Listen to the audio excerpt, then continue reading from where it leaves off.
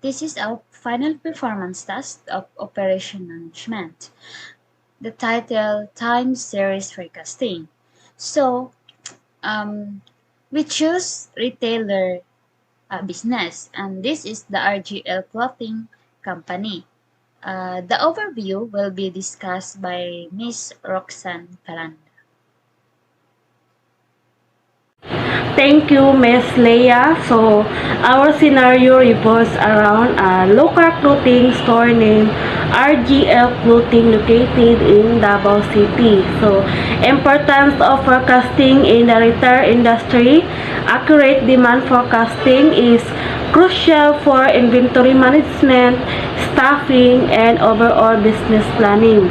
It helps retailers like RGL Clothing to anticipate customer demand, optimize stocking levels, and to improve profitability. So, retail sales forecasting for clothing store involves predicting future sales to aid in decision making, inventory management, and production planning. It is crucial for clothing stores to analyze future sales projection to plan garment production effectively and ensure timely availability of products. And also, additionally, we rely on retail sales forecast to understand future sales performance. So accurate forecasting is essential for various reasons, such as first is inventory management. Accurate sales forecasts help in optimizing inventory levels by knowing what items are likely to sell well in the future. Retailers can stock the right quantity of products to meet demand without overstocking or understocking. This prevents unnecessary holding costs or loss due to stockouts. Next one is the resource allocation. Forecasting enables better resource allocations, including staffing levels, marketing budgets, and store layout. With accurate predictions, retailers can adjust their resources accordingly, ensuring that they have enough staff to handle the peak sales period and allocate marketing spend effectively to promote products with high demand potential. The next is profitability. Accurate forecasting directly impacts profitability by anticipating future sales accurately. Retailers can make informed decisions about pricing, promotions, and markdowns. This helps in maximizing revenue while minimizing discounting and margin erosion. Customer satisfaction. Meeting customer demands is essential for maintaining customer satisfaction and loyalty. Accurate forecasting ensures that popular items are available when customers want them, reducing the likelihood of customers leaving empty-handed or turning to competitors. So next is the supplier relationship. Reliable sales forecasts enable better communication with suppliers. By providing suppliers with accurate demand forecasts, retailers can negotiate better terms, ensure timely delivery of products, and build together partnerships. So the last one is the strategic planning. So forecasting serves as the foundation for strategic planning. It helps retailers identify emerging trends, assess market opportunities, and make informed decisions about expansion, product assortment, and investment in technology or infrastructure. So in the context of a fashion industry, accurate sales forecasting is particularly important due to the dynamic nature of a fashion products. It aids in decision making based on a market demand and trends, improving management efficiency and customer satisfaction. Forecasting becomes challenging for a new fashion products without historical sales data, but analyzing fundamental features and historical sales data of a previously released products can help address this issue. Weather data can also enhance the accuracy of a seasonal clothing sales forecast, especially for products like dresses, down jackets, and shirts. So there are three forecasting methods are naive forecasting method. The first one, the naive forecasting method is a simple and a straightforward approach that relies on the historical data to make predictions. It involves setting all future forecasts equal to the value of the last observation.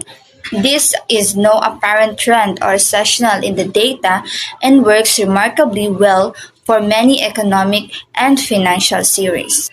So the second one is a moving average method. The moving average method involves calculating the average of a series of data points over a specific period, such as 3 months to predict future sales. The moving average smooth out fluctuation in the data and highlights long-term trends. It is useful for removing noise from the data and identifying underlying patterns. So the third one is exponential smoothing method. Exponential smoothing method is a method for forecasting univariate time series data. It is based on the principle that a prediction is a weight linear sum of past observation or lags. The exponential smoothing time series method works by assigning exponentially decreasing weight for a past observations.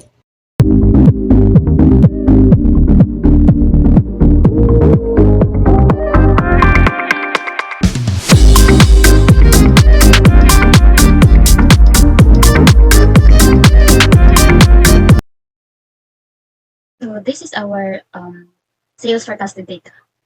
In 12 months, we use naive moving average and exponential smoothing.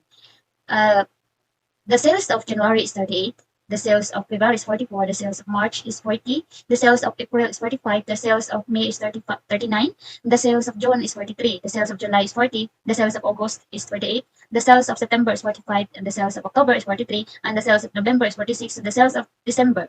So there is no sales in December because ayan yung ifo-forecast natin kung magkano yung forecasting in December month. So, we use naive. Sa naive naman is kailangan na natin i-move yung 38 sales sa second or in February month, second month. This is using naive. So, 38, i-move natin sa February na month, then followed by 44, 40, up to December. So, in December, using naive, the forecasted is 46.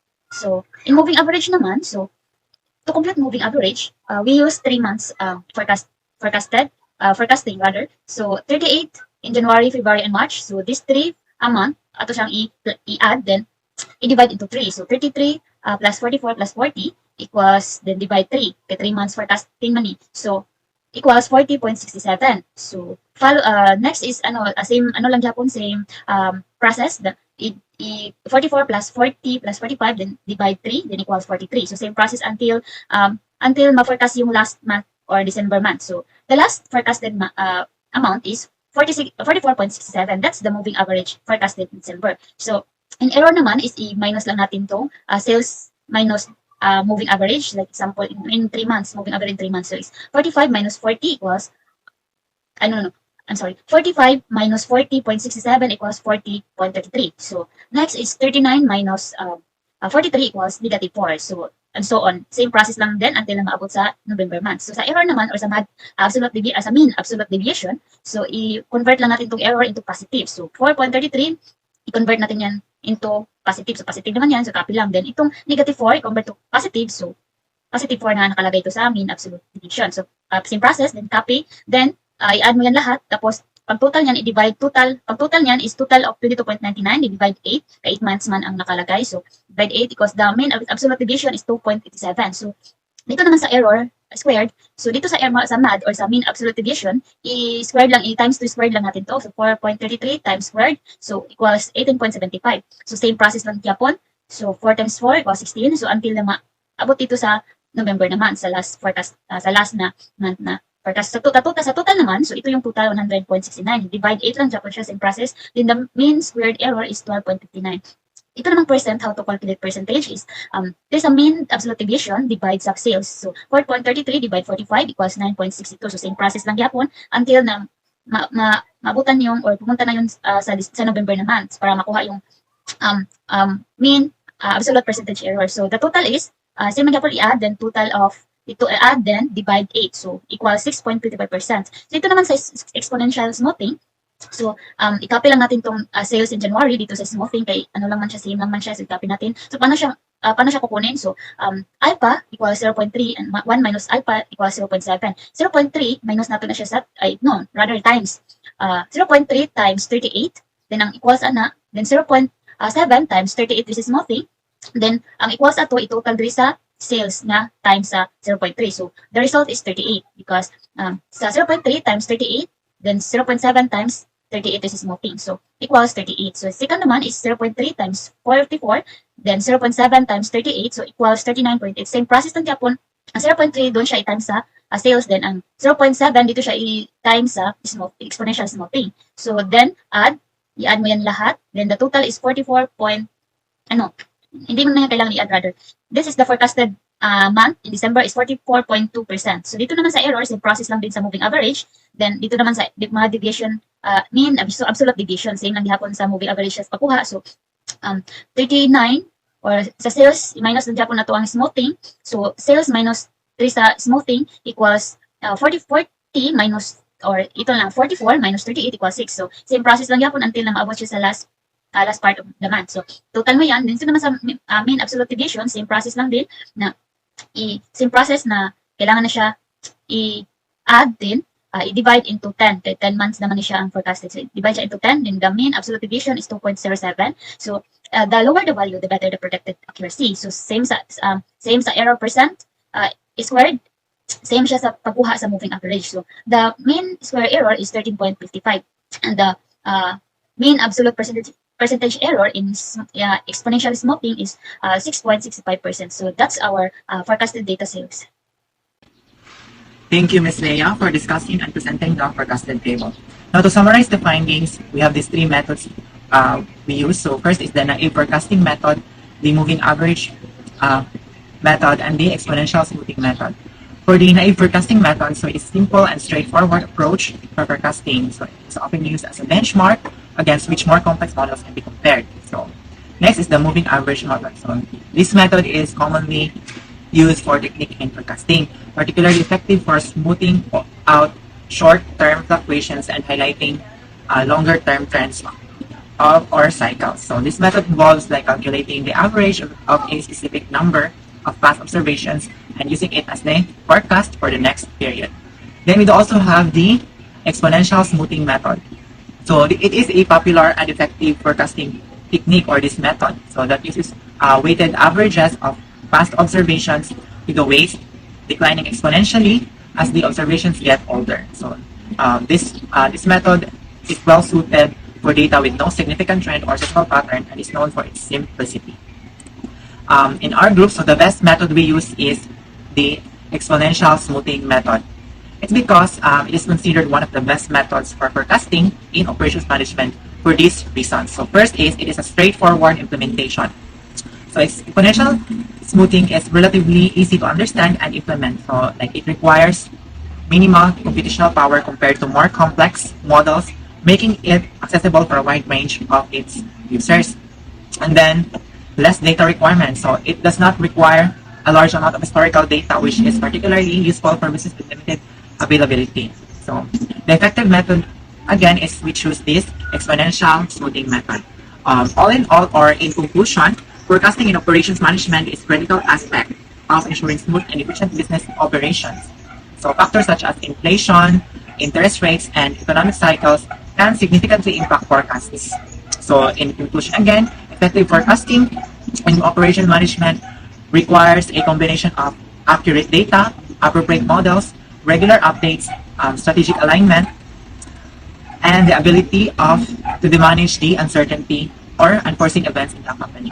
So by continuously learning and adapting, organizations can improve their forecasting, accuracy, and better navigate the complexities of the business environment. Thank you for listening, and that would be all.